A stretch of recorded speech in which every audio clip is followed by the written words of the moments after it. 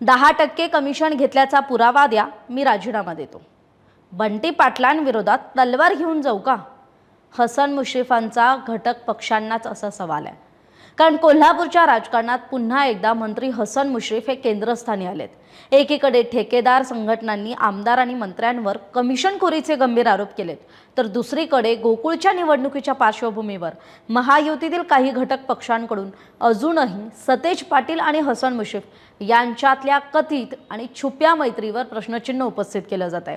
या दोन्ही मुद्द्यांवर खरं तर मंत्री हसन मुश्रीफांनी जोरदार प्रत्युत्तर दिलंय. पुरावा द्या, मी राजीनामा देतो हे म्हणत असताना कोल्हापुरात झालेल्या महाराष्ट्र राज्य शासकीय ठेकेदार महासंघाच्या अधिवेशनात ठेकेदारांनी खरं तर मंत्री हसन मुश्रीफांवर गंभीर आरोप केले होते. सरकारी कामांच्या प्रक्रियेत आमदार अधिकारी विविध स्तरांवर मोठ्या प्रमाणात पैसे खर्च होतात असा दावा करत काही ठेकेदारांनी आमदारांना 10% कमिशन दिलं जातं असं वक्तव्य केलं होतं. यावर प्रतिक्रिया देताना मंत्री हसन मुश्रीफांनी हे आरोप साफ फेटाळून लावलेत. मी कोणत्याही कामात, बदलीत किंवा पदोन्नतीत कधीही पैसे घेतलेले नाहीयेत. जर कोणी याचा पुरावा दाखवला तर मी तात्काळ राजीनामा देण्यास तयार आहे असं चॅलेंज मुश्रीफांनी दिलंय.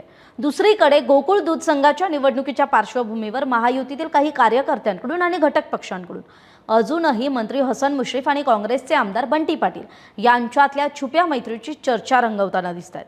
आणि याच पार्श्वभूमीवर मुश्रीफांनी नाराजी व्यक्त करताना स्पष्ट शब्दात म्हटलंय, महापालिका आणि जिल्हा परिषद निवडणुका आम्ही महायुती म्हणून लढलो, आणखी किती वेळा सिद्ध करायचं? आता काय बंटी पाटलांविरोधात ढाल आणि तलवार घेऊन जावं का, असा सवाल खरं तर हसन मुश्रीफ यांनी विचारलाय. गोकुळच्या निवडणुकीबाबतही त्यांनी आपली भूमिका स्पष्ट केली आहे. आम्ही महायुती म्हणूनच गोकुळची निवडणूक लढणार आहोत आणि बंटी पाटलांविरोधातच राहणार आहोत असं सुद्धा मुश्रीफांनी ठामपणे सांगितलं.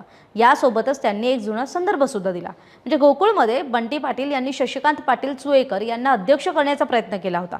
मात्र त्यावेळी आपण आपल्या मुलाला अध्यक्ष केलं होतं, त्यामुळे आपण कोणाच्याही दबावाखाली काम करत नाही हे यावरून स्पष्ट होत असल्याचं मुश्रीफांचं म्हणणं आहे. एकीकडे कमिशनखोरीच्या आरोपांवर थेट राजीनाम्याची तयारी दाखवणारे हसन मुश्रीफ आणि दुसरीकडे गोकुळच्या राजकारणात बंटी पाटलांसोबतच्या संबंधांबाबत सुरू असलेल्या चर्चांना स्पष्ट दिलेलं उत्तर.